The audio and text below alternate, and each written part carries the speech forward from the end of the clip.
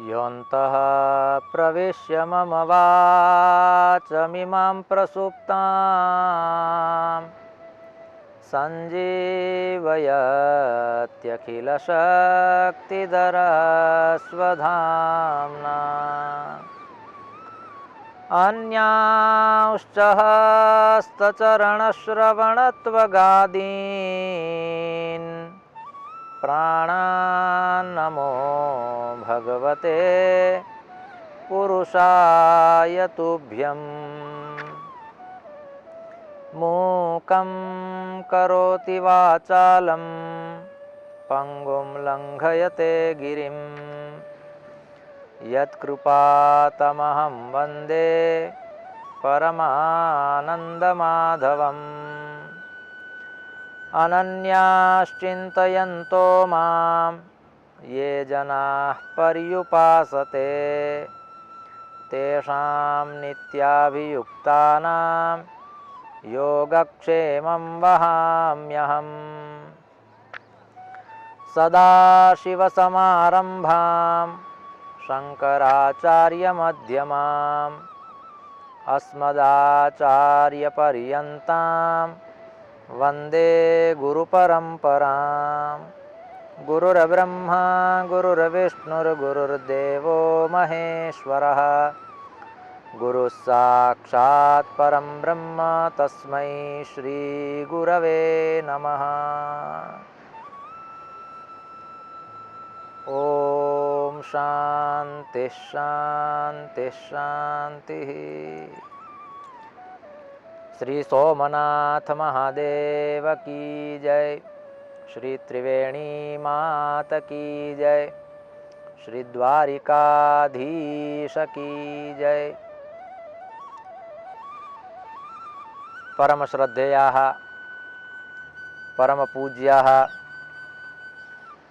प्रभासतीर्थस्य अधिष्ठाता स्वरूपाः प्रथम ज्योतिर्लिंगाः भगवन्तः श्री सोमनाथचरणाः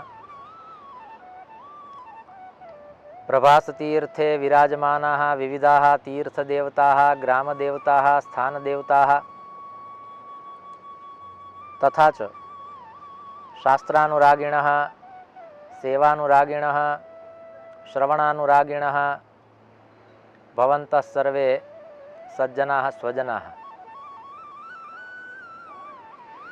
भगवतः श्री सांब सदाशिवस्य कृपाप्रसादेन भगवतः श्री पुराण पुरुषोत्तमस्य परमानुग्रहेण तथा च भगवत्याः सरस्वत्याः अनुकंपया पूज्यानां सद्गुरुवर्याणां पूज्यपादानां गुरुचरणानां अनुकंपया च परम पावनेस्मिन् दिवसे अधिक आश्विन मासे शुक्लपक्षे पूर्णिमायां गुरुवासरे एतादृशः शुभ अवसरः अस्माभिः सम्प्राप्तः एतदस्ति अस्माकं समेषां परमं सौभाग्यम्। भगवान श्री सोमनाथ जी के चरणों में अनंत कोटि प्रणाम करके आप सब सज्जन एवं स्वजनों को प्रणाम करके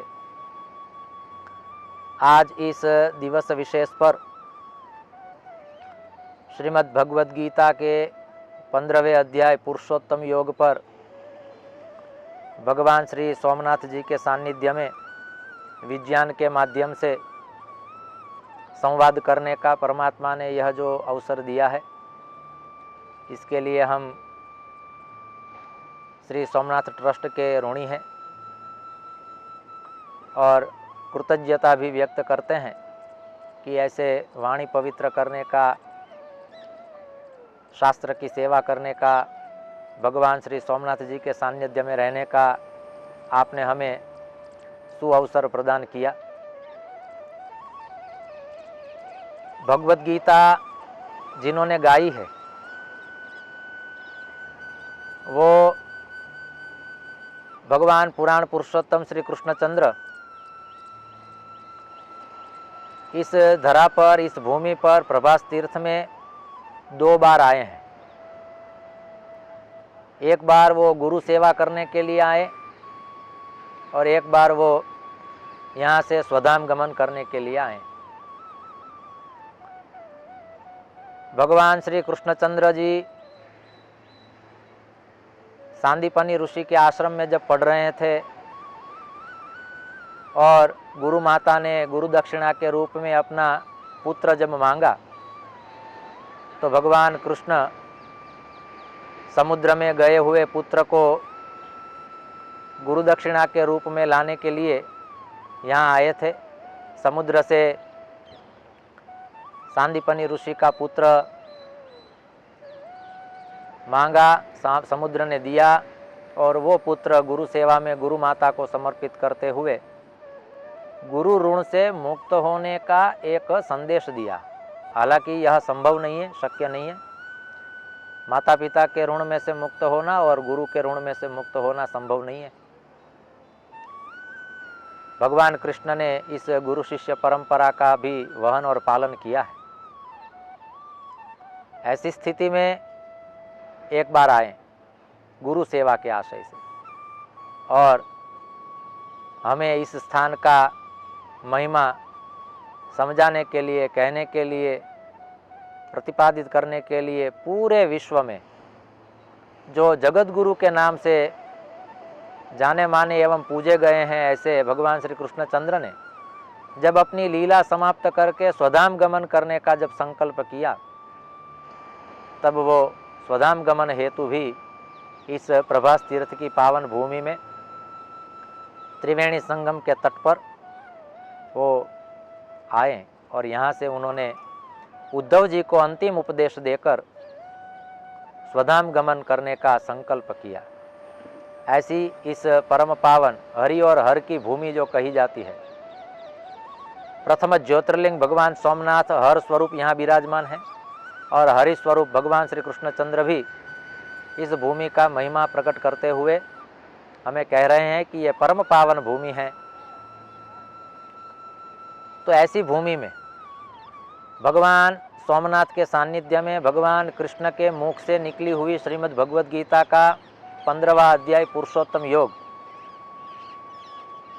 जिसका रस दर्शन, भाव दर्शन, ज्ञान दर्शन कराने का परमात्मा ने सौभाग्य दिया और ये भी अधिक आश्विन मास में, जिसमें अधिकस्य अधिकम फलम ऐसा कहते हैं।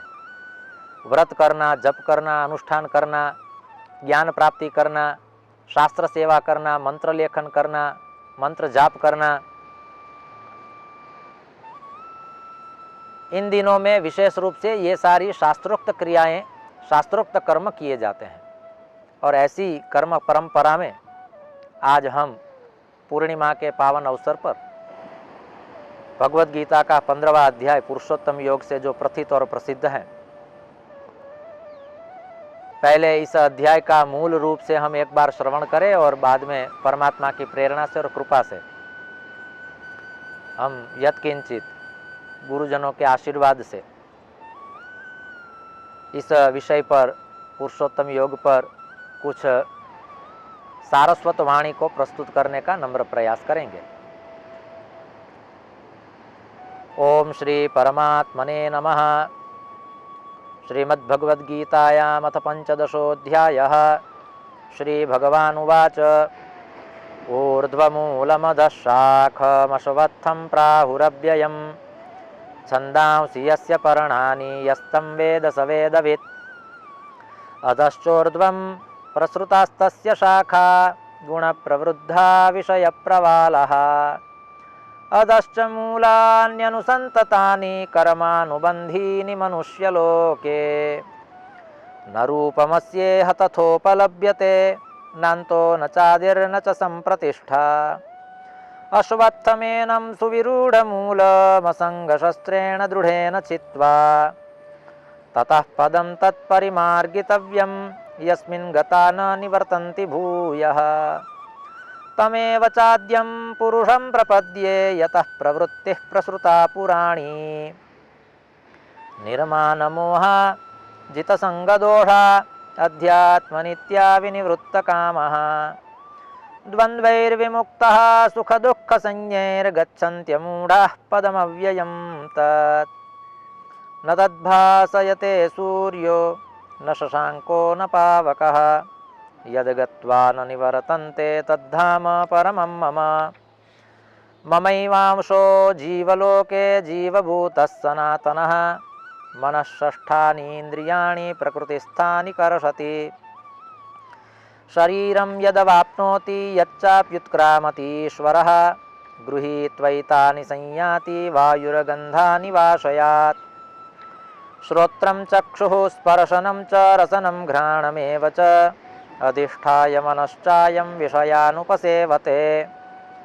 उत्क्रामन्तं स्थितं वापि भुञ्जानं वा गुणान्वितं विमूढानानुपश्यन्ति पश्यन्ति ज्ञानचक्षुषः। यतन्तो योगिनश्चैनं पश्यन्त्यात्मन्यवस्थितं यतन्तोऽप्यकृतात्मानो नैनं पश्यन्त्यचेतसः। यदादित्यगतं तेजो जगद्भासयतेऽखिलं यच्चन्द्रमसि यच्चाग्नौ तत्तेजो विद्धि मामकम्। गामाविश्य च भूतानि धारयाम्यहमोजसा पुषणामि चौषधीः सर्वाः सोमो भूत्वा रसात्मकः। अहं वैश्वानरो भूत्वा प्राणिनां देहमाश्रितः प्राणापानसमायुक्तः पचाम्यन्नं चतुर्विधम्। सर्वस्य चाहं हृदि सन्निविष्टो मत्तः स्मृतिर्ज्ञानमपोहनं च। वेदैश्च सर्वैरहमेव वेद्यो वेदान्तकृद्वेदविदेव चाहम्। द्वाविमौ पुरुषौ लोके क्षरश्चाक्षर एव च क्षरः सर्वाणि भूतानि कूटस्थोऽक्षर उच्यते। उत्तमः पुरुषस्त्वन्यः परमात्मेत्युदाहृतः यो लोकत्रयमाविश्य बिभर्तव्यय ईश्वरः। यस्मात्क्षरमतीतोऽहमक्षरादपि चोत्तमः अतोऽस्मि लोके वेदे च प्रथितः पुरुषोत्तमः। यो मामेव सम्मूढो जानाति पुरुषोत्तमं स सर्वविद् भजति मां सर्वभावेन भारत। इति गुह्यतमं शास्त्रमिदमुक्तं मया नघ एतद्बुद्ध्वा बुद्धिमान् स्यात् कृतकृत्यश्च भारत। ओम तत्सदिति श्रीमद्भगवद्गीतासूपनिषत्सु ब्रह्मविद्यायां योगशास्त्रे श्रीकृष्णार्जुनसंवादे पुरुषोत्तमयोगो नाम पंचदशः। श्रीकृष्णार्पणमस्तु। श्रीपुराणपुरुषोत्तमार्पणमस्तु। श्री सोमनाथार्पणमस्तु। तो यह श्रीमद्भगवद्गीता का 15वें अध्याय का मूल पारायण, जिसमें 20 श्लोक हैं। भगवद्गीता भगवान श्री कृष्णचंद्र के मुख में से स्वयं प्रकट हुई है। हालांकि इस ग्रंथ का गान कुरुक्षेत्र में हुआ है और आज हम पुरुषोत्तम योग के माध्यम से धर्म क्षेत्र में बैठे हैं, तीर्थ क्षेत्र में बैठे हैं। तो ऐसे हमारा जीवन का कुरुक्षेत्र धर्म क्षेत्र बने तो केवल एक ही कारण बन सकता है, और वो है भगवान पुराण पुरुषोत्तम की कृपा। परमात्मा की कृपा रही तो प्रत्येक व्यक्ति के जीवन में भी एक कुरुक्षेत्र होता है, द्वंद्व युद्ध चलता है। न्याय अन्याय, धर्माधर्म, न्याय अन्याय, नीति अनीति, पाप पुण्य, सुख दुख, धूप छाँव, यह सब चलता है। लेकिन ऐसी विषम परिस्थिति में भी अमृत समान ग्रंथ यदि हमारे पास कोई है तो वो श्रीमद् भगवद गीता है। और इसीलिए महात्म्य में भी कहा है कि गीता सुगीता कर्तव्या किमन्य शास्त्र विस्तरै या स्वयं पद्मनाभस्य मुखपद्माद् विनिश्रुता। और सर्वोपनिषदो गावो दोग्धा गोपाल नंदन पार्थो वत्स सुधीर भोक्ता दुग्धम गीता मृतम महत।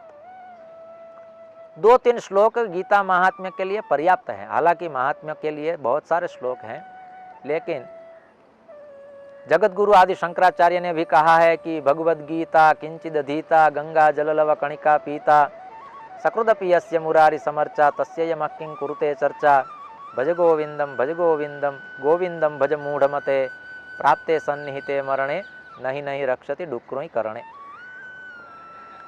जगत गुरु आदि शंकराचार्य के विषय में आज पूर्णिमा भी है और गुरुवासर भी है। गुरु पूर्णिमा जैसा योग बन जाता है आज। तो ऐसे गुरु पूर्णिमा जैसे योग में जगत गुरु आदि शंकराचार्य, वो तो हमारे आदि गुरु हैं, भगवान शंकर से तो ये हमारी गुरु शिष्य परंपरा शुरू हुई है, इसलिए तो हम कहते हैं सदा शिव समारंभा। शंकराचार्य जी का आज गुरु पूर्णिमा योग भी बनता है, तो हम कह सकते हैं कि शंकराचार्य मध्यमा और अस्मदाचार्य पर्यंतम, जिन गुरुजनों से हमने भगवत गीता पढ़ी है, उन गुरुजनों का भी आज हमें स्मरण होता है। पूज्य दादाजी का, श्री कृष्ण शंकर शास्त्री जी का हम स्मरण करते हैं, उस परम पावन भूमि श्री भागवत विद्यापीठ का स्मरण करते हैं। तो जिस परंपरा से हमें यह ज्ञान प्राप्त हुआ है, उस परंपरा को हमें न भूलते हुए, प्रणाम करते हुए आगे बढ़ना, ये हमारा विनय है, विवेक है, ये हमारी शास्त्र निष्ठा है।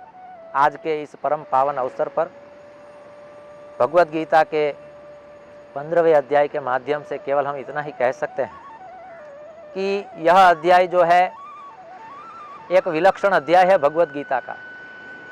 इस अध्याय पर इस महीने में कुछ वाणी पवित्र करने का आशय यही है, क्योंकि इस अधिक मास को पुरुषोत्तम मास भी कहते हैं और भगवत गीता के इस अध्याय को पुरुषोत्तम योग कहते हैं।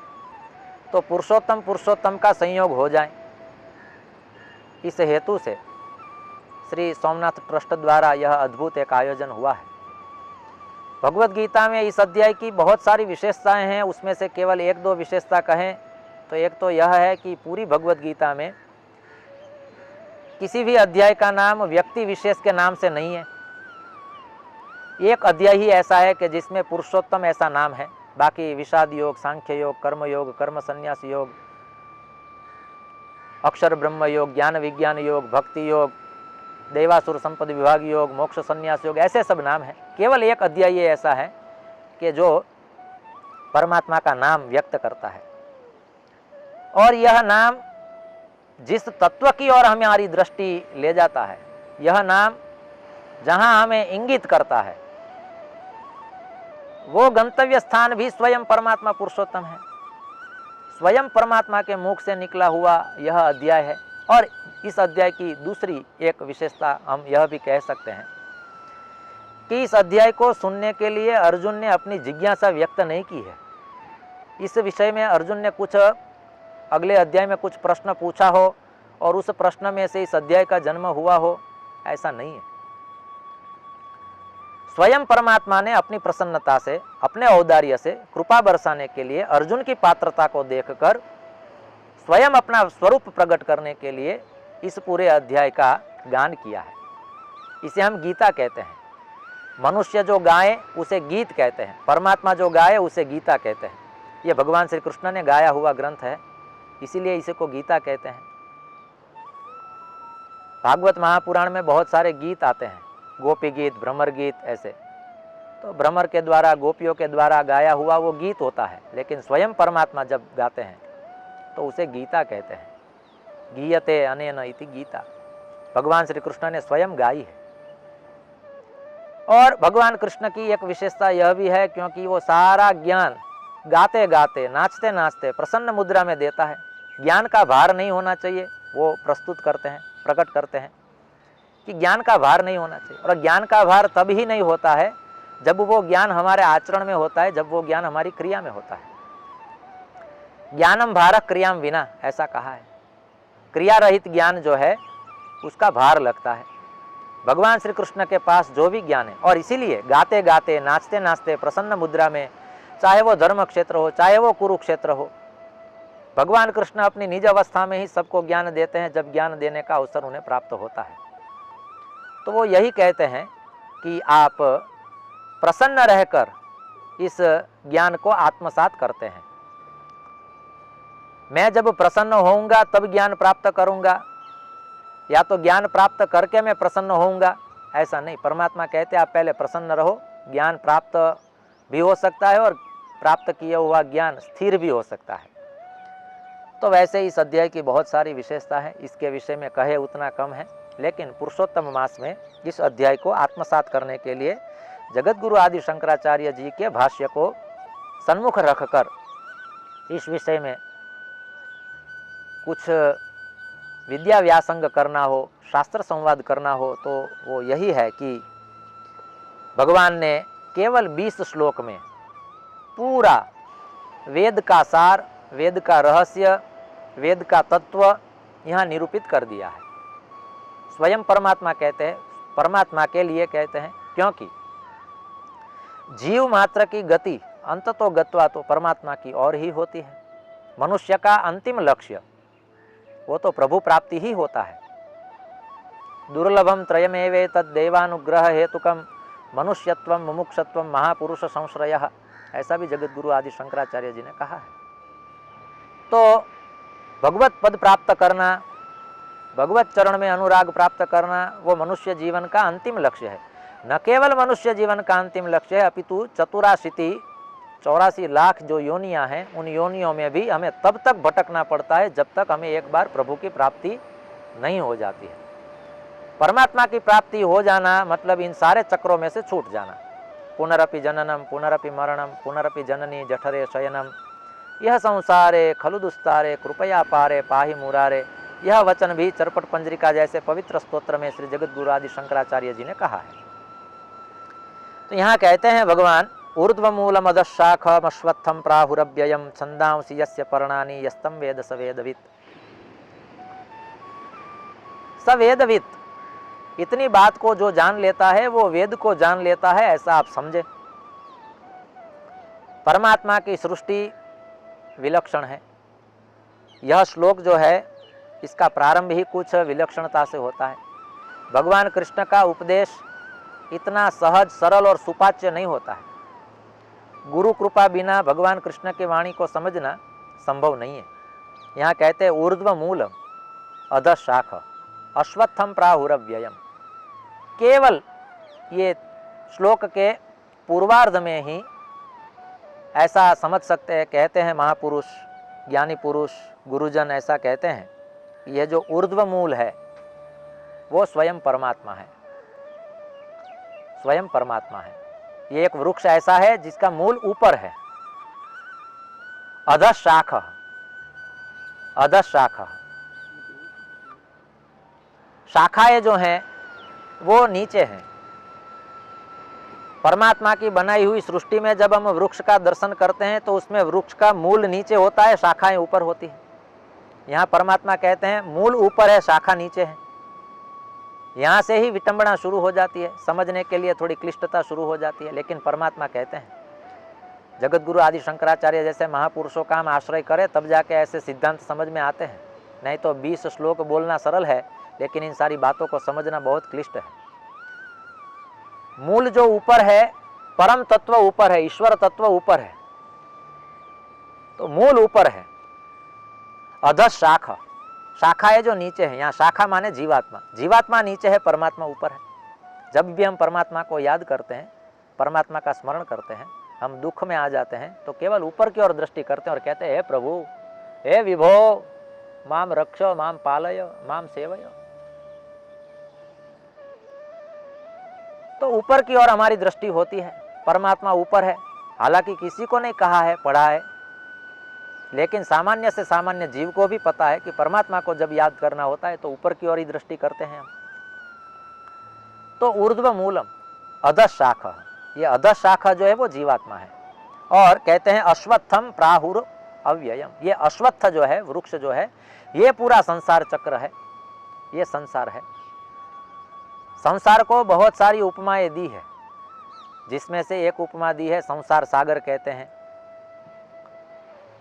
संसार सागर कहते हैं, भवाटवी भी कहते हैं, संसार कूप भी कहते हैं। संसार कूप, संसार कूपे पतितोस्म्य गाधे मोहांध पूर्णे विषयाभितप्ते करावलंबम मम देहि विष्णु गोविंद दामोदर माधवेति, ऐसा भी कहते हैं। लेकिन यहाँ संसार को एक विलक्षण संज्ञा दी अश्वत्थ वृक्ष की, कि संसार जो है वो अश्वत्थ वृक्ष है। और अश्वत्थ वृक्ष ही क्यों कहा, तो परमात्मा कहते हैं कि आगे के 10वें अध्याय में अश्वत्थ वृक्ष को मेरी विभूति के रूप में मैंने प्रकट किया है। 10वें अध्याय में 26वें श्लोक में शायद ऐसा कहा है, कदाचित है, कहा है अश्वत्थ सर्व वृक्षाणाम, सब वृक्षों में मैं अश्वत्थ हूँ, पिप्पल का वृक्ष हूँ। पिप्पल को हमारे यहाँ बहुत पवित्र माना है, हमारे यहाँ पिप्पल को पवित्र माना है। बाकी सब वृक्षों को भी जब ऑक्सीजन की आवश्यकता होती है तो वो पिप्पल से प्राप्त करते हैं। और पिप्पल एक वृक्ष ऐसा है जो 24 घंटे हमें ऑक्सीजन देता है, श्वासोच्छ्वास की प्रक्रिया में कोई बाधा उत्पन्न न हो, इसलिए हमें अश्वत्थ वृक्ष का आश्रय करना है। इसलिए परमात्मा ने अश्वत्थ वृक्ष को अपनी विभूति के रूप में प्रकट किया है। तो यहाँ कहते हैं छंदांसी यस्य पर्णानि, छंद शब्द का अर्थ करते हैं वेद। वेद के मंत्र, वेद की ऋचाएं जिसके पत्ते हैं। यस्तम वेद स वेदविद, इतनी बात को जो समझ गया वो वेद को समझ गया। इतनी बात को माने, मूल ऊपर है वो परमात्मा है, शाखा नीचे है वो जीवात्मा है, वृक्ष स्वयं जो है वो संसार है, और उस वृक्ष के पत्ते जो हैं वो वेद की ऋचाएं हैं, वेद के मंत्र हैं। इतनी बात यदि जिसके समझ में आ गई तो उसने पूरा वेद समझ लिया। इस आशय से कहते हैं, इसी यात्रा में अधश्चोर्ध्वं प्रसृतास्तस्य शाखा गुण प्रवृद्धा विषय प्रवालः अधश्च मूलान्यनुसंततानि कर्मानुबंधीनि मनुष्यलोके। मनुष्यलोक में कर्म के बंधन बहुत हैं। जीवात्मा कर्म में उलझा रहता है। गहना कर्मणो गति, यह भी भगवद गीता का वचन है।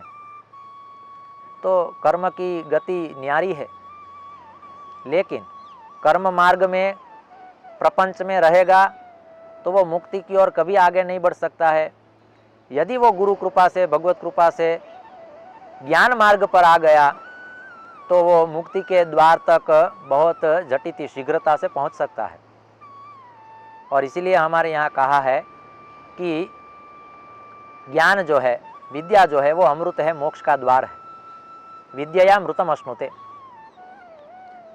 तो ऐसे यहाँ कहते हैं, आदि के जो 5 श्लोक हैं, उन 5 श्लोकों में वृक्ष का स्वरूप या तो संसार का स्वरूप थोड़ा बताया है परमात्मा ने। पहले वो अपनी क्रिएटिविटी के बारे में कहता है, अपनी कृति के बारे में कहता है, बाद में कर्ता के बारे में कहता है। महापुरुषों का स्वभाव होता है वो पहले दूसरों के लिए कहते हैं, बाद में अपने लिए कहते हैं। स्वयं परमात्मा ने, भगवान पुराण पुरुषोत्तम ने पुरुषोत्तम योग में अपने विषय में बाद में कहा। पहले उसने जो संसार बनाया है, जगत निर्माण किया है, इस विषय में उन्होंने अपने विचार प्रस्तुत किए हैं और जीवात्मा को ध्यान में रखकर यह सब कुछ किया है, कहा है। बाकी योनियाँ जो हैं वो ये सारी बातें इतनी सरलता से, सहजता से नहीं समझ सकती है, केवल मनुष्य समझ सकता है। और मनुष्य में भी परमात्मा ने अर्जुन को सन्मुख रखकर कहा है, क्योंकि वो एक अधिकारी था, सत्पात्र था। ऐसा हम यहाँ भगवद गीता के वक्ता और श्रोता के रूप में जो 2 पात्र हैं उनके माध्यम से समझ सकते हैं। न रूपमस्येह तथोपलभ्यते नान्तो न चादिर्न च संप्रतिष्ठा अश्वत्थमेनं सुविरूढ़मूलमसंग शस्त्रेण दृढ़ेन छित्त्वा। इस अश्वत्थ वृक्ष को काटना है, माने संसार को काटना है। और संसार को काटने के लिए जो कुल्हाड़ी चाहिए वो केवल एक ही परमात्मा ने यहाँ बताई है, और वो कहा है असंग शस्त्रेण। असंग शस्त्र माने अकेले में मेला, मेले में अकेला, ऐसी स्थिति आ जाए। असंग को कहते हैं वैराग्य। वैराग्य प्राप्त हो जाए, और वो वैराग्य ज्ञान से प्राप्त होता है। तो वैराग्य तक पहुंचना हो तो भी ज्ञान की यात्रा करनी पड़ती है। जब व्यक्ति के पास ज्ञान आता है तभी उसे वैराग्य का बोध होता है। वैसे तो भक्ति महारानी के 2 पुत्र हैं, ज्ञान और वैराग्य। तो केवल ज्ञान प्राप्त करना वो मनुष्य का अंतिम लक्ष्य नहीं है। आत्मज्ञान प्राप्त करने के लिए भक्ति के पास जाना, भक्ति को प्राप्त करना वो परम आवश्यक है।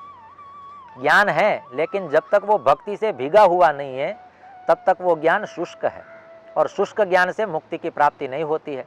इतना हमें अवश्य समझना चाहिए। तो हमारे पास ज्ञान शुष्क न हो और उस ज्ञान को गीला करना हो तो भक्ति महारानी के पास जाएंगे।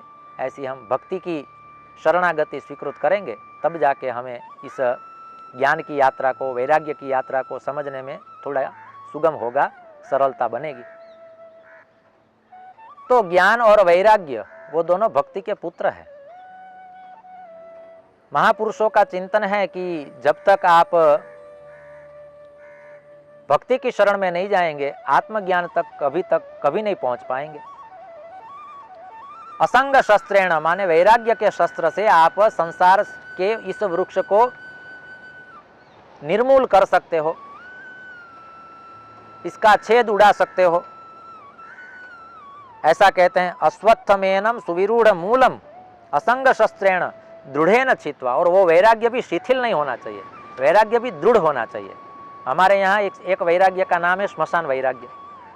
श्मशान वैराग्य होता है जब तक हम श्मशान में रहते हैं, किसी का अग्नि संस्कार करने के लिए गए हो, तो हम श्मशान में पहुंचने के बाद वैराग्य का अनुभव करते हैं, लेकिन वो श्मशान वैराग्य जो है वो दीर्घ काल तक नहीं रहता है। संसार से बाहर निकलकर पुनः हम संसार में घर में लौटते हैं तो पुनः वो सारी माया अपनी ओर हमें आकृष्ट कर लेती है। परमात्मा को हमें यही प्रार्थना करनी है कि वैराग्य की प्राप्ति ज्ञान के माध्यम से हो, वो ज्ञान और वैराग्य भक्ति से भीगे हुए हो और वो वैराग्य हमारा दृढ़ हो। और संसार में हमें जो भी दुख प्राप्त होते हैं वो दुख केवल हमारे वैराग्य को दृढ़ करने के लिए ही आते हैं। आपका वैराग्य परिपक्व हुआ है कि नहीं, ये देखने के लिए ही परमात्मा समय समय पर दुख की परिस्थितियां हमें देता है। उस दुख भरी परिस्थिति को यदि हम स्थित प्रज्ञ होके, स्थिर होके यदि पार कर सकते हैं तो समझ लेना चाहिए कि कुछ वैराग्य स्थिर हो रहा है। ततः पदम तत्परिमार्गितव्यम यस्मिन् गता न निवर्तन्ति भूयः तमेव चाद्यम पुरुषं प्रपद्ये यतः प्रवृत्ति प्रसृता पुराणी। उस पद तक पहुंचने के लिए वैष्णवों का कार्य ही होता है, भगवत भक्तों का कार्य ही होता है कि उस पद की खोज में वो निकल जाएं। परमात्मा की खोज करो, किसी को दुख न लगे ऐसी मौज करो, और ये दोनों काम रोज करो, ऐसा कहते हैं। मौज करो, प्रभु की खोज करो, और ये दोनों काम रोज करो। करने जैसे ये दो कार्य हैं। तो यहाँ वैष्णव के द्वारा, भगवत भक्तों के द्वारा भी उस पद तक पहुँचने के लिए संसार में पुनः लौट कर आना न पड़े, पुनर्जन्म ग्रहण करना न पड़े, इसलिए हमें उस पद को खोजना है, प्राप्त करना है, उस पद तक पहुँचना है, ऐसा कहते हैं। और उस पद तक हम पहुँचे हैं कि नहीं पहुँचे हैं उसका परीक्षण कब होता है, कैसे पता चलता है कि हम उस पद तक पहुँचे हैं? यदि हमें सशरीर पहुँचना है, यदि अपने आप का मूल्यांकन करना है, हम वहाँ तक पहुँचे कि नहीं पहुँचे, हम में वैराग्य स्थिर हुआ कि नहीं हुआ, वैराग्य दृढ़ हुआ कि नहीं हुआ, ज्ञान मुझे पच रहा है कि नहीं पच रहा है, गुरु की कृपा बरस रही है कि नहीं बरस रही है, इन सारी चीज़ों का मूल्यांकन करने के लिए, परीक्षण करने के लिए यहाँ परमात्मा ने एक लेबोरेटरी दी है। अग्रिम जो श्लोक है वो लेबोरेटरी है, कहते हैं परीक्षण होता है, वहाँ मूल्यांकन होता है। निर्माण मोहा जितसंग दोषा अध्यात्म नित्या विनिवृत्त कामः द्वंद्वैर्विमुक्ता सुख दुख संज्ञैर गच्छन्त्य मूढ़म पदमव्ययं तत्। अव्यय पद तक पहुँचने के लिए इतना प्रायोगिक होना आवश्यक है। यदि इतना आवश्यक प्रायोगिक हो गया है तो हम पद तक पहुँच गए हैं, ऐसा हमें एक आश्वासन प्राप्त कर लेना चाहिए। शास्त्रों के माध्यम से कहते हैं मान की भी आकांक्षा न रहे, मोह भी न रहे। हालांकि बोलना सरल है, लेकिन मान और मोह से जो ऊपर उठ जाता है, मान, अमान और अपमान, ये तीनों जिसके लिए समान, वही व्यक्ति महान, ऐसा कहते हैं। मान मिले तो भी ठीक, अपमान हो तो भी ठीक। शास्त्र तो कहता है असम्माने तपोवृद्धि सम्मानाच्च तपक्षयः पूजया पुण्यहानि स्यात् निंदया प्रगतिर्भवेत्। जब कोई व्यक्ति हमारा अपमान करता है तो हमारे तप में वृद्धि होती है, या तो वृद्धि होनी चाहिए। सम्मानाच्च तपक्षयः, जब कोई व्यक्ति हमारा सम्मान करता है तब हमारा तप क्षय होता है, हमारे पुण्य के बैलेंस में से थोड़ा पुण्य का बैलेंस कम होता है जब कोई हमारा सम्मान करता है, और अपमान करता है तो तप में वृद्धि होती है। शास्त्र हमें ये सारी शिक्षा देते हैं। भगवान पुरुषोत्तम यह कहते हैं आप मान और मोह से रहित हो जाओ। जित संग दोषा, संग दोष को जीत लो। आपके संग में जितने भी लोग हैं उन लोगों में यदि आपको कोई दोष दिखाई देते हो तो उन दोषों से भी आप ऊपर उठ जाओ, उनके दोष उनको मुबारक। हम परमात्मा का भजन करेंगे, अपने गुण दोष का हम विचार करेंगे, चिंतन करेंगे। जित संग दोषा, संग दोष को जीत लो। अध्यात्म नित्या, अध्यात्म परायण रहे, क्योंकि अध्यात्म भी एक विद्या है। परमात्मा ने भगवत गीता में ही कहा है अध्यात्म विद्या विद्यानाम, मैं विद्याओं में अध्यात्म विद्या हूँ। अध्यात्म से जुड़े रहे। आत्मनि अधितिष्ठति इति अध्यात्म। तो ऐसे विनिवृत्त कामः, सारी कामनाओं से हम निवृत्त हो जाएं, कामनाओं में प्रवृत्त न हो। बोलना सरल है, लेकिन शास्त्र के आश्रय में रहने से गुरु की शरणागति पूर्ण रूप से स्वीकृत करने से ये सारी कृपाएं बरस सकती है, हो सकती है। द्वंद्वैर् विमुक्तः, द्वंद्वों से हम मुक्त हो जाएं, सुख दुख से, धर्माधर्म, पुण्य पुण्य, पापा पाप, ऐसे सारे द्वंद्व से हम मुक्त हो जाएं। सुख दुख संज्ञी गच्छन्ति गच्छन्त्यमूढ़ः पदम अव्ययम तत् अव्ययम पदम गच्छन्ति, उस अव्यय पद को वो प्राप्त करते हैं, ऐसा कहते हैं। न तद्भासयते सूर्यो न शशांको न पावकः यद्गत्वा न निवर्तन्ते तद्धाम परमं मम। परमात्मा का धाम कैसा है उस विषय पर इस विषय में इस श्लोक में थोड़ा कहा है। पूरे जगत को प्रकाशित करने की क्रिया सूर्य और चंद्र करते हैं, लेकिन परमात्मा कहते हैं सूर्य चंद्र के प्रकाश से मेरा धाम प्रकाशित नहीं होता है, मेरी कृपा से सूर्य और चंद्र प्रकाशित होते हैं। सूर्य और चंद्र के प्रकाश से, तेज से मेरा धाम प्रकाशित नहीं होता है। तो सोच लीजिए परमात्मा का धाम कैसा होगा। सूर्य और चंद्र को भी जब तेज की, प्रकाश की आवश्यकता होती है, उन्हें भी अपडेट होना है, जनरेट प्राप्त करना है, विद्युत संचार प्राप्त करना है, तो जिस लोक में जाना पड़ता है, जिनकी कृपा के बिना संभव नहीं है, ऐसा परमात्मा का धाम है, ऐसा कहते हैं। सूर्य भी मेरे धाम को प्रकाशित नहीं कर सकता है, और शशांक चंद्र भी नहीं, और पावक अग्नि भी नहीं। इस पूरे जगत में 3 प्रकार के प्रकाश होते हैं, या तो सूर्य के द्वारा प्रकाश होता है, या तो चंद्र के द्वारा होता है, और अग्नि के द्वारा भी होता है। तो ये 3 प्रकाश क्यों कहे? दिन होता है तो सूर्य का प्रकाश होता है, रात्रि होती है तो चंद्र का प्रकाश होता है, लेकिन अमावास्या हो तो अग्नि का प्रकाश भी हो सकता है।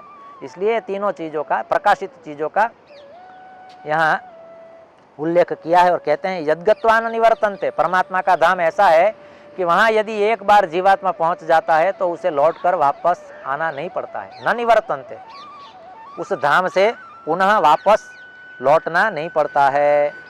सर्वा ही गति ही आगत्यंता संयोगा विप्रयोगांता इति, ऐसा कहते हैं।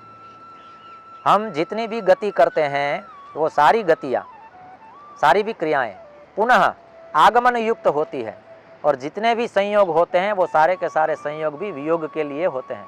लेकिन परमात्मा का एक धाम ऐसा है कि वहाँ गति हो जाती है तो फिर पुनरावर्तन नहीं होता है, वहीं हमें ठहर जाना होता है, रुक जाना होता है, वहाँ रहना होता है, ऐसा प्रभु यहाँ कहते हैं।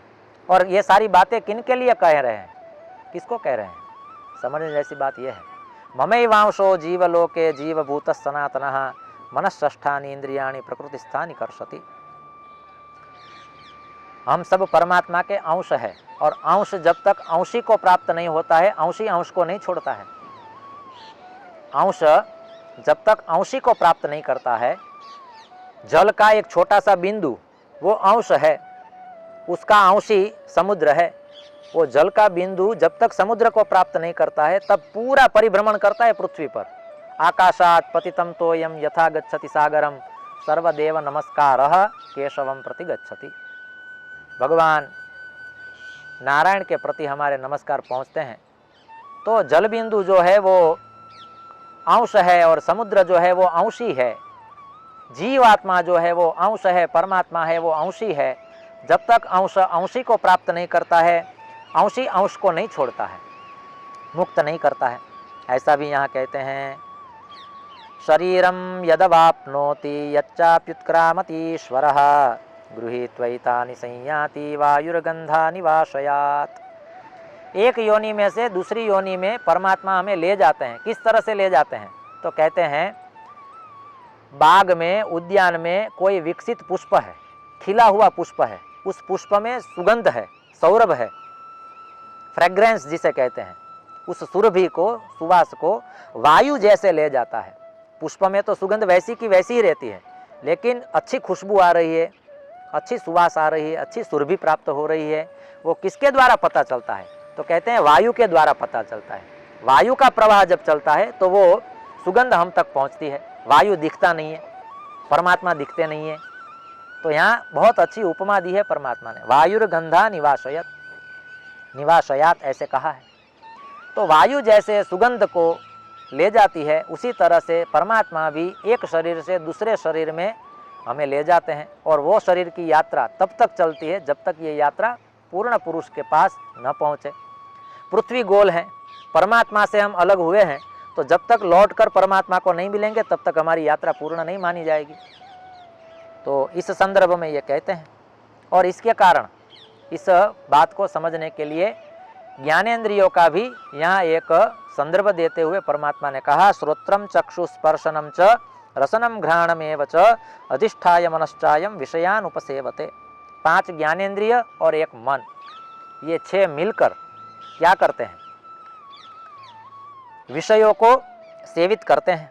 मन का आश्रय लेकर शब्द, स्पर्श, रूप, रस, गंध जैसे जो 5 तन्मात्राएं जो कही हैं, वो 5 ज्ञानेंद्रिय के द्वारा, श्रोत्र, त्वक, चक्षु, जिह्वा और घ्राण, इन 5 ज्ञानेंद्रियों द्वारा मन सहित उन विषयों को वो सेवता है, प्राप्त करता है।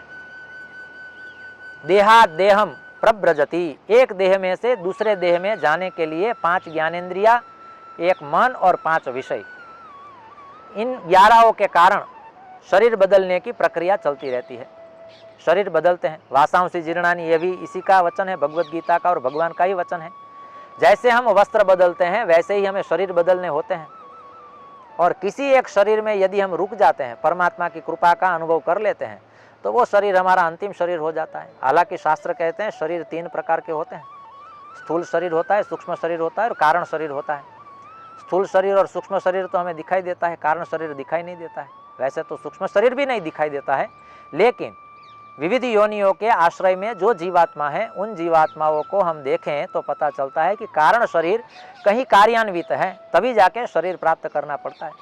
और जब तक मनुष्य को या किसी भी जीव को शरीर प्राप्त करना पड़े, तब तक समझ लेना चाहिए कि उसका कारण शरीर पूर्ण नहीं हुआ है, नष्ट नहीं हुआ है, समाप्त नहीं हुआ है। अभी तक वो परमात्मा की शरण तक नहीं पहुंचा है। वहाँ पहुंच जाएंगे तो तीनों शरीर नष्ट हो जाएंगे, स्थूल शरीर, सूक्ष्म शरीर, कारण शरीर, तीनों नष्ट हो जाएंगे। यतन्तो योगिनश्चैनं पश्यन्त्यात्मन्यवस्थितं यतन्तोऽप्यकृतात्मानो नैनं पश्यन्त्यचेतसः। यहाँ कहते हैं, असंस्कृतात्मानः तपसा इंद्रियजयेन च दुश्चरिताद् अनुपरता अशांत दर्पात्मानः प्रयत्नं कुर्वन्तः अपि न एनं पश्यन्ति अचेतसः न पश्यन्ति। और ये एक शरीर में से दूसरे शरीर में जाने वाली जो क्रिया है वो अज्ञानियों को नहीं दिखाई देती है, ज्ञानियों को दिखाई देती है। ज्ञानी तो मूल ही देखते हैं। और ज्ञानी किसे कहते हैं, मूल देखना किसे कहते हैं? तो इसका केवल एक छोटा सा उदाहरण हम समझे ताकि पता चले।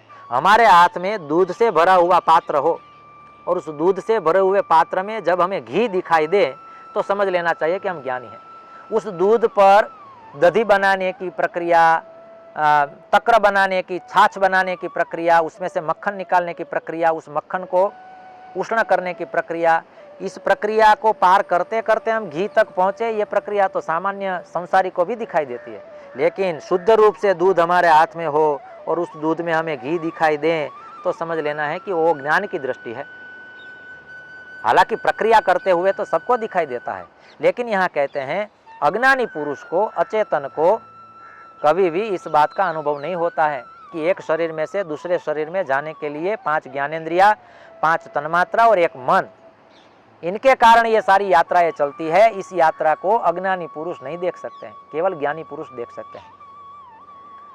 जब गुरु कृपा करते हैं तो गुरु कृपा से दिखाई देता है। ध्रुव को और प्रहलाद को देवर्षि नारद जी की कृपा से यह सब कुछ दिखाई देता था। हमारी आँख में तो वो रोग है, झामर जिसे कहते हैं, लेकिन कोई एक्सपर्ट गुरु जब तक नहीं मिलता है हमारी आँख को शुद्ध नहीं करता है। नेत्र तो सबके पास हैं, दृष्टि तो सबके पास है, लेकिन दृष्टिकोण बहुत कम लोगों के पास है, वो कृपा से प्राप्त होता है। यहाँ 12वें श्लोक से लेकर 15वें श्लोक तक 4 श्लोक में परमात्मा ने अपनी विभूतियों को एक बार और याद करते हुए कहा है, स्मरण करते हुए कहा है। यदादित्यगतं तेजो जगत भासयते अखिलम यच्चंद्रमसि यच्चाग्नो तत्तेजो विद्धि मामकम। अन्न, धन धान्य, ये सारे के सारे जो कुछ भी है वो सूर्य प्रकाश से, चंद्र प्रकाश से परिपक्व होते हैं, परिपक्व होते हैं। सूर्य न हो, चंद्र न हो तो अन्न पकेगा नहीं। जो चीज़ तेज में पकी है, प्रकाश में पकी है, परिपक्व हुई है, उसको पचाने के लिए भी अग्नि ही चाहिए। तो सूर्य के पास भी तेज हैं, चंद्र के पास भी तेज हैं, सूर्य और चंद्र के तेज से जो अन्न और धन धान्य उत्पन्न हुआ है उसका भोजन करने के बाद पचाने के लिए भी अग्नि ही चाहिए। और इसलिए परमात्मा ने हमारे उदर में वैश्वानर नाम का अग्नि रखा है, और वो अग्नि सूर्य और चंद्र के अग्नि से पके हुए धन धान्य का पाचन क्रिया का कार्य कर सकता है।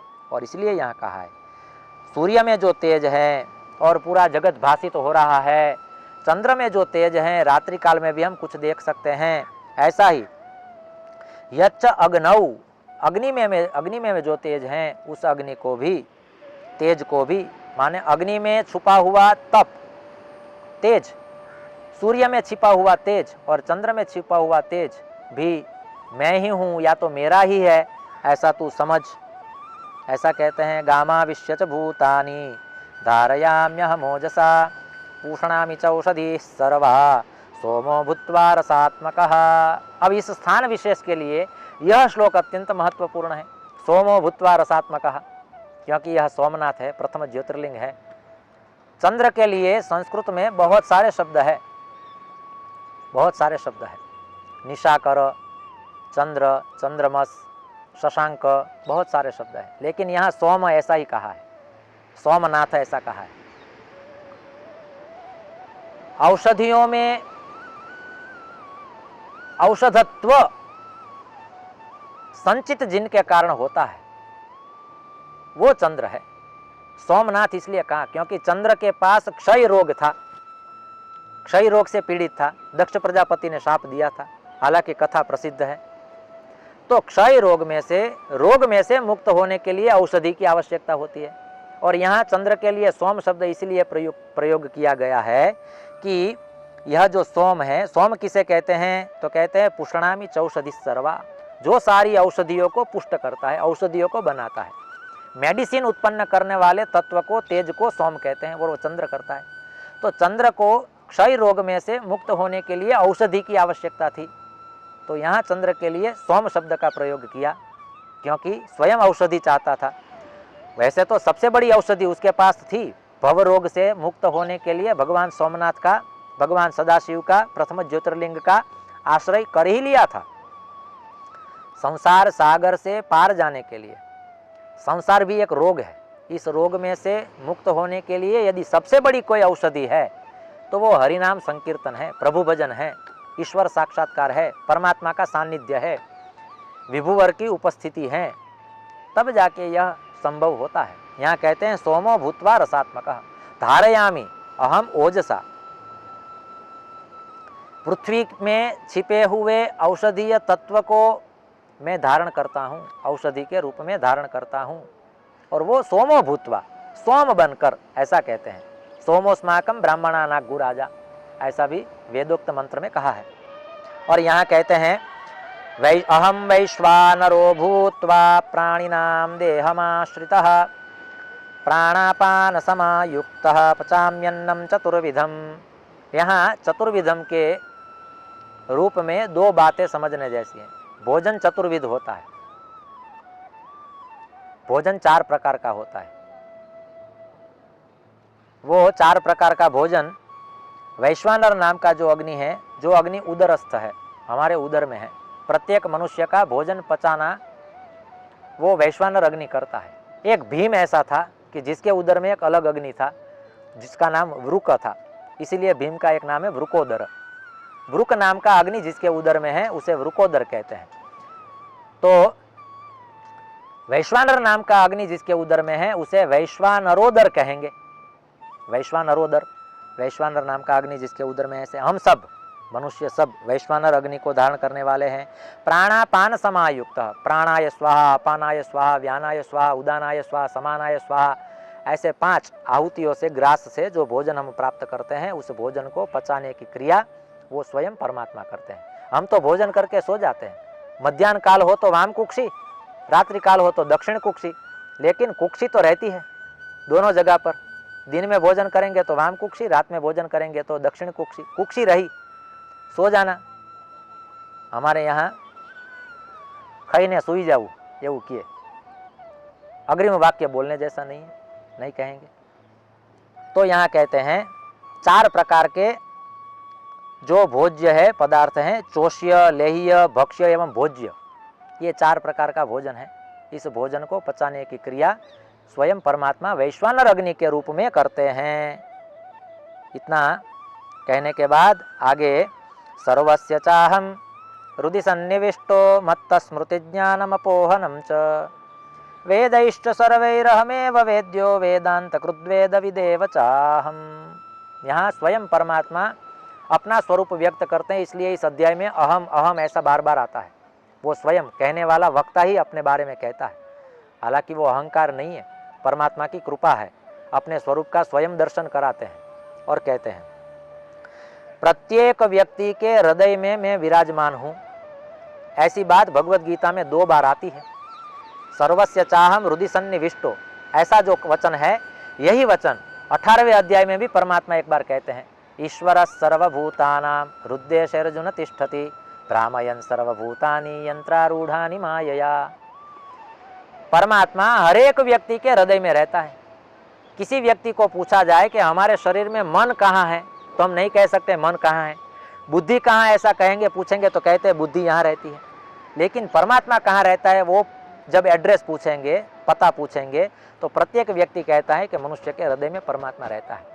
तो हृदय जो है वो परमात्मा का निवास स्थान है। यहाँ कहते हैं प्रत्येक व्यक्ति के हृदय में मैं रहता हूँ, हृदय में रहता हूँ। वो रहने जैसी जगह है और इसीलिए उसको कमल भी कहते हैं, हृदय कमल।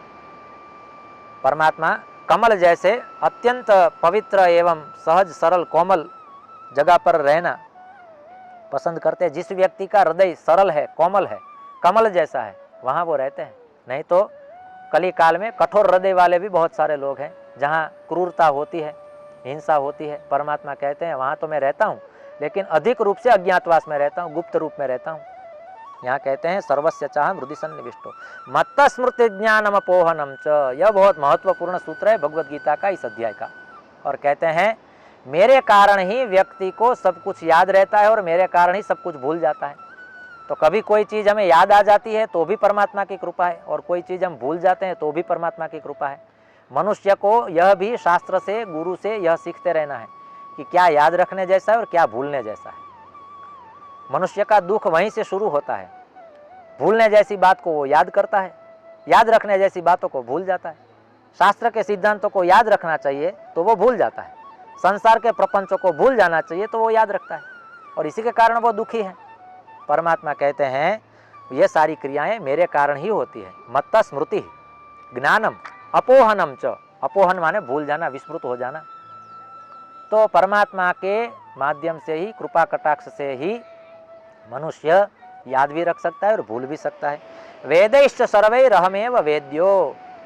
चारों के चारों वेदों में यदि जानने योग्य, वेत्तुम योग्यम वेद्यम, ज्ञातुम योग्यम ज्ञेयम, पातुम योग्यम पेयम, ध्यातुम योग्यम ध्येयम, ऐसा कहते हैं। तो यहाँ जानने योग्य यदि कुछ वेदों में भी है तो वो मैं हूँ। मुझे छोड़कर आपको कहीं और भटकने की जरूरत नहीं है। हरिशरणम एवं ही नित्यम येषाम मुखे वचः अतः काल समादिष्टा जरा युष्मान न बाधते। ऐसा भी श्रीमद् भागवत महापुराण के महात्म्य में आता है। वेदांत कृद्वेद विदेव चाहम। वेद के अंत तक चले जाएंगे, वेद से शुरू करके वेदांत तक जाएंगे तो आपको सब जगह पर व्यापक स्वरूप में मैं ही दिखाई दूंगा। विभु ही सर्वत्र व्यापक है, आप कहीं भी चले जाओ, ऐसा कहते हैं। द्वाविमौ पुरुषो लोके क्षरश्चाक्षर एव च क्षरः सर्वाणि भूतानि कूटस्थोक्षर उच्यते। सूर्य ज्योति, चंद्र ज्योति, अग्नि ज्योति, ब्रह्म ज्योति, ऐसी 4 ज्योतियों के बारे में, चतुर्विध अन्न के बारे में, इस विषय में कहने के बाद परमात्मा 4 पर से 2 पर आते हैं। पहले 4 विषय को प्रतिपादित किया, अब 2 विषय को प्रतिपादित करते हैं, और वो 2 विषय में से एक है क्षर और दूसरा है अक्षर। द्वाविमौ पुरुषो लोके क्षरश्चाक्षर एव च। एक क्षर है और दूसरा अक्षर है। यहाँ भी ऐसा समझ सकते हैं कि ये जो क्षर है वो क्षणभंगुर है, नष्ट प्राय है, नष्ट होने वाला है, और जो अक्षर है वो इसका विपरीत स्वरूप, इसका विपरीत स्वरूप, ऐसा हम कह सकते हैं। माया भी कह सकते हैं, प्रकृति भी कह सकते हैं, ऐसा। लेकिन कूटस्थ अक्षर उच्यते। जो कूटस्थ है, जो तटस्थ है, जो उदासीन है, जो साक्षी भाव से देखता है, वो अक्षर हैं, ऐसा कहते हैं। उत्तमः पुरुषस्त्वन्यः परमात्मेत्युदारुतः यो लोकत्रयमाविश्य बिभर्तव्य ईश्वरः। ईश्वरः सर्वं बिभर्ति, परमात्मा का एक नाम है विश्वंभर। विश्वम बिभर्ति इति विश्वंभर, जो पूरे विश्व का न केवल उत्पत्ति का काम करता है अपितु पालन का, पोषण का, रक्षण का, योगक्षेम का कार्य करता है। परमात्मा ऐसा है जो सबके योगक्षेम को पूर्ण करता है। हमें केवल एक ही कार्य करना होता है, अनन्याश्चिन्तयन्तो मां ये जनाः पर्युपासते तेषां नित्याभियुक्तानां योगक्षेमं वहाम्यहम्। हमें केवल इतना करना है, ऐसा कहते हैं। तो एक उत्तम पुरुषः अन्यः परमात्मेति उदारुतः, यो लोकत्रयम् आविश्य, पूरे 3 लोकों को, भूर्भुवः स्वः 3 लोकों को, यदि 14 भुवन को हम गिने तो भी सारे लोकों को, केवल पृथ्वी पर जितने लोग हैं उनका ही वो भरण पोषण करता है, योगक्षेम चलाता है, ऐसा नहीं है। परमात्मा का जितना भी सर्जन है उस पूरी सर्जन क्रिया का वो पालन पोषण और रक्षण क्रिया का दायित्व भी निर्वहन करता है, ऐसा कहते हैं। यस्मात्क्षरमतीतोऽहमक्षरादपि चोत्तमः अतोऽस्मि लोके वेदे च प्रतितः पुरुषोत्तमः। यस्मात्, जिसे छोड़कर, अतीतः अहम, अक्षरात् अपि चोत्तमः, अक्षर को निकालकर, यहाँ कहते हैं अक्षरात् अपि चोत्तमः, मैं क्षर से और अक्षर से दोनों से ऊपर उठकर यदि कुछ हूँ। इस अध्याय का जो नाम है ना, वो नाम वास्तव में इस श्लोक में सफल होता है, सार्थक होता है। सूक्ष्म रूप से तो सब जगह पर ज्ञान व्याप्त है, लेकिन स्वयं परमात्मा अतोस्मि लोके वेदे च प्रथितः पुरुषोत्तम, पुरुषोत्तम योग में पुरुषोत्तम ने पुरुषोत्तम के रूप में ही अपना उल्लेख करते हुए, बात को सिद्ध करते हुए यहाँ प्रतिपादित किया है। और कहते हैं प्रथितः, ये प्रसिद्ध है। पुरुषेषु उत्तमः इति पुरुषोत्तमः, पुरीषु शेते इति पुरुषः। ये जो हमारा शरीर है ये पूरी है, नगरी है, और इस नगरी में वो शेते, सोया हुआ है, साक्षी भाव से सब कुछ देख रहा है। सोया हुआ है माने गाढ़ निद्रा में नहीं है।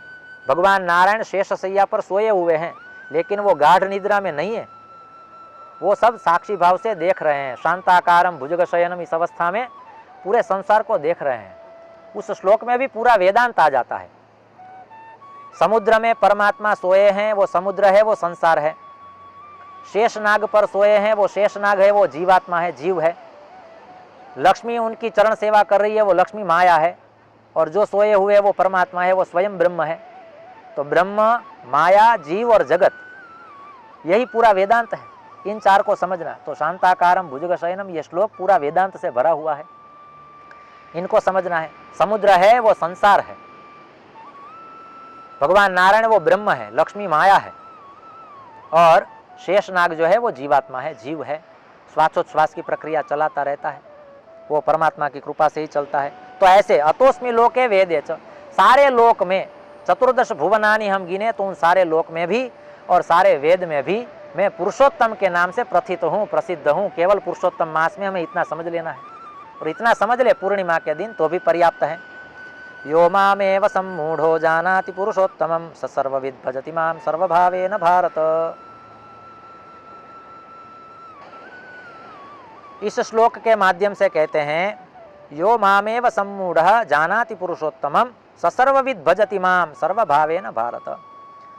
पूर्ण ईश्वर के रूप में जो मुझे स्वीकृत कर लेता है, समझ लेता है, पा लेता है, सर्वविद् भजति, सब में मैं हूँ ऐसा मानकर, सर्वात्मना सर्वं वेत्ति इति सर्वज्ञः सर्वभूतस्थं भजति, प्राणी मात्र में परमात्मा है ऐसा जो समझ लेता है, जान लेता है।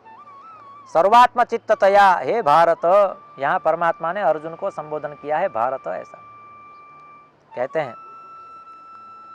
जो मुझे ठीक से समझ लेता है, यथोक्तेन प्रकारेण असम्मूढ़ः सम्मोहवर्जितः सन जानाति, जो मूढ़ नहीं है, मोह माया से जो वर्जित है, ऐसा असम्मूढ़ व्यक्ति सर्वत्र मेरे भाव से सबको देखता है।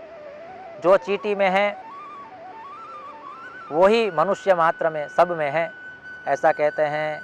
और अंत में अत्यंत महत्वपूर्ण श्लोक के माध्यम से इस अध्याय की परिसमाप्ति करते हैं और कहते हैं इति गुह्यतमं शास्त्रमिदमुक्तं मया नघ ये तद्बुद्ध्वा बुद्धिमान स्यात् कृतकृत्यश्च भारत।